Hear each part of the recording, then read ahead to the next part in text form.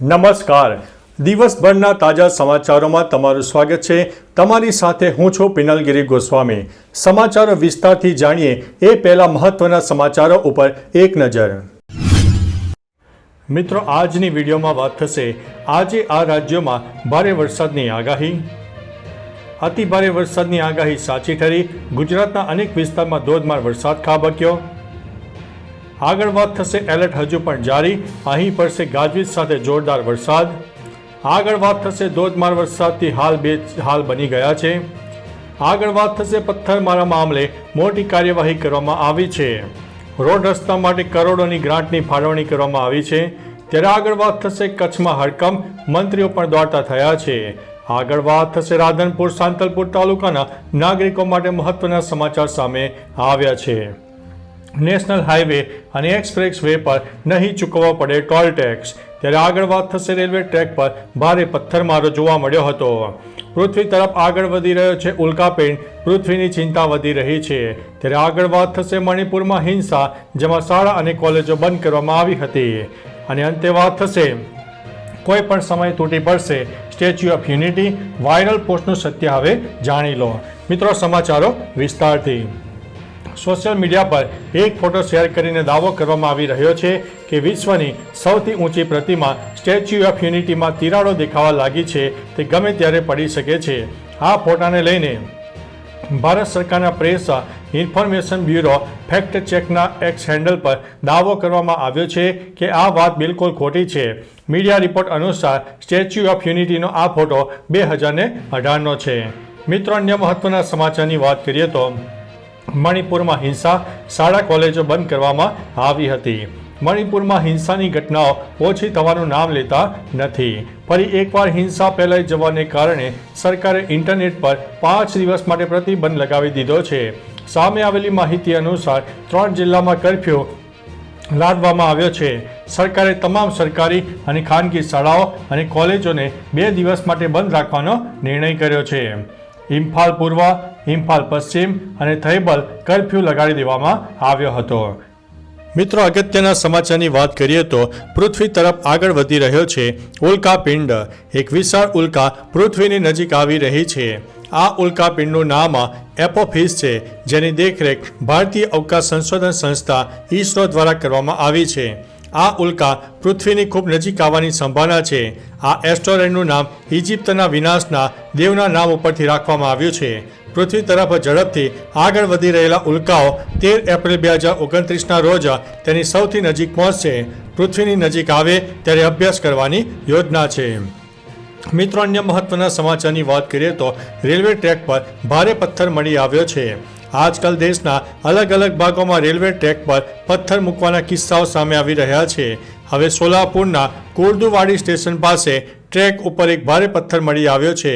લોકો pilot Riya Sheikh tower વેગનના જે ઉમેશે રેલવે ટ્રેક પર કંઈક રખાયેલું જોઈને અધિકારીઓને જાણ કરી હતી. માહિતી મળતા જ રેલવે અધિકારીઓ અને રેલવે સુરક્ષા દળો તાત્કાલિક ઘટના સ્થળે પહોંચી ગયા હતા. મિત્રો, અન્ય મહત્વના સમાચારની વાત કરીએ તો નેશનલ હાઈવે એક્સપ્રેસ વે પર નહીં ચૂકવવો પડે ટોલ ટેક્સ. ટોલ ટેક્સને લઈને નીતિન ગડકરીની મોટી જાહેરાત સામે આવી છે. જો કોઈ કાર હાઈવે અથવા તો એક્સપ્રેસ વે પર દરરોજ 20 કિલોમીટર ચાલે તો તેની પાસેથી કોઈ ટેક્સ લેવામાં આવશે નહીં. જો કે 20 કિલોમીટરથી વધુ મુસાફરી કરશે તો ટોલ ટેક્સ ચૂકવવો પડશે. આ માટે તમારું વાહન GNSSથી સજ્જ હોવું જોઈએ. ઉલ્લેખનીય છે કે GNSS એક પ્રકારની સેટેલાઇટ સિસ્ટમ છે જે વાહનના સ્થાન સંબંધિત માહિતી પ્રદાન કરે છે. મિત્રો, અન્ય મહત્વના સમાચારની વાત કરીએ તો રાધનપુર સાંતલપુર તાલુકાના નાગરિકો માટે મહત્વના સમાચાર છે. સરદાર નર્મદા મુખ્ય નહેર ખાતે કામગીરી ચાલુ હોવાથી રાધનપુર સાંતલપુર તાલુકાના નાગરિકોને 12 સપ્ટેમ્બર સુધી પીવાના પાણીનો પુરવઠો પ્રમાણમાં જોવા એવો મળશે નહીં. જો કે 13મી સપ્ટેમ્બરથી રાધનપુર સાંતલપુર તાલુકાના નાગરિકોને પાણીનો પુરવઠો રાબેતા મુજબ પૂરો પાડવામાં આવશે. મિત્રો, અન્ય મહત્વના સમાચારની વાત કરીએ તો કચ્છમાં હડકંપ, મંત્રીઓ થયા છે દોડતા. કચ્છમાં વધુ એક મોત થતાં હડકંપ મચી ગયો છે. 6 દિવસમાં 15 લોકોએ જીવ ગુમાવ્યા છે.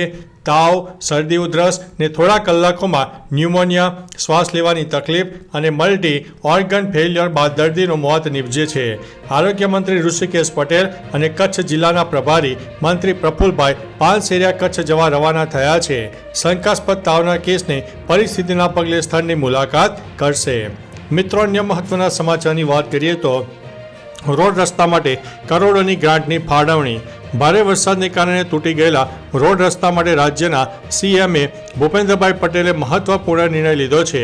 રાજ્યની મહાનગરપાલિકા વિસ્તારના ધારાસભ્યોને તેમના મત વિસ્તારમાં રોડ રસ્તાના કામો માટે ધારાસભ્ય દીઠ 2 કરોડની વધારાની ગ્રાન્ટ ફાળવવાનો નિર્ણય કરવામાં આવ્યો છે.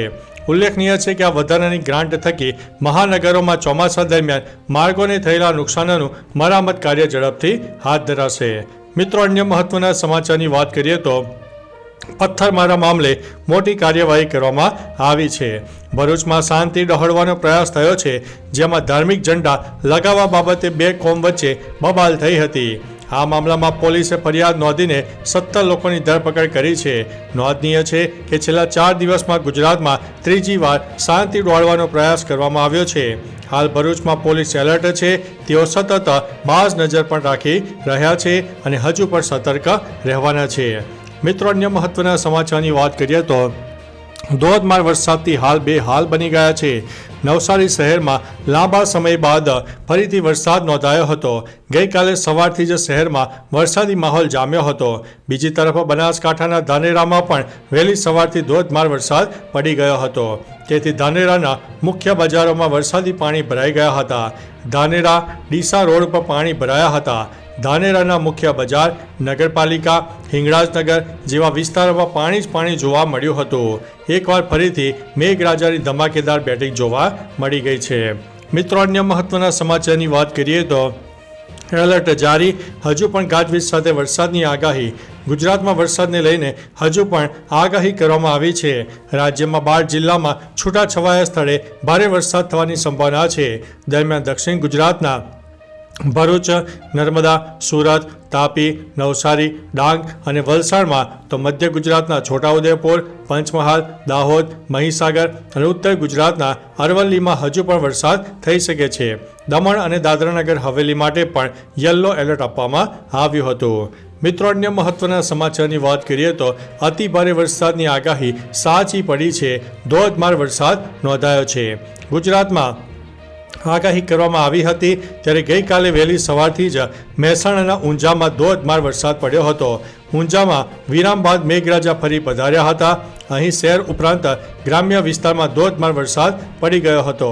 તેથી કેટલાક વિસ્તારોમાં પાણી ભરાયા છે. ઉલ્લેખનીય છે કે ઉત્તર ગુજરાતમાં 2 દિવસ ભારેથી અતિ ભારે વરસાદની આગાહી કરવામાં આવી છે અને હવામાન વિભાગે પણ આગાહીઓ ઉપર આગાહી આપી દીધી છે. મિત્રો, અન્ય મહત્વના સમાચારની વાત કરીએ તો હજુ પણ આ રાજ્યોમાં ભારે વરસાદની આગાહી. હવામાન વિભાગે અમુક રાજ્યો માટે ભારે વરસાદની આગાહી વ્યક્ત કરી છે. પશ્ચિમના વિભાગોમાં ભારે વરસાદની સંભાવના છે. આંધ્રપ્રદેશ, ઝારખંડ, ઓડિશા, પશ્ચિમ બંગાળ, નાગાલેન્ડ, મણિપુર, મિઝોરમ, તેલંગાણા, કર્ણાટક, કેરળ, ત્રિપુરા, આસામ, અરુણાચલ પ્રદેશ, મેઘાલય, ઝારખંડ, મધ્યપ્રદેશ, છત્તીસગઢ, મહારાષ્ટ્ર, ગુજરાત, ગોવા, રાજસ્થાન અને ઉત્તરાખંડમાં હજુ પણ વરસાદનું એલર્ટ આપવામાં આવ્યું છે. તો ચાલો મિત્રો, ફરીથી દેશ અને દુનિયાના સુપરફાસ્ટ સમાચાર લઈને મળતા રહીશો. ત્યાં સુધી અમને રજા આપશો. નમસ્તે.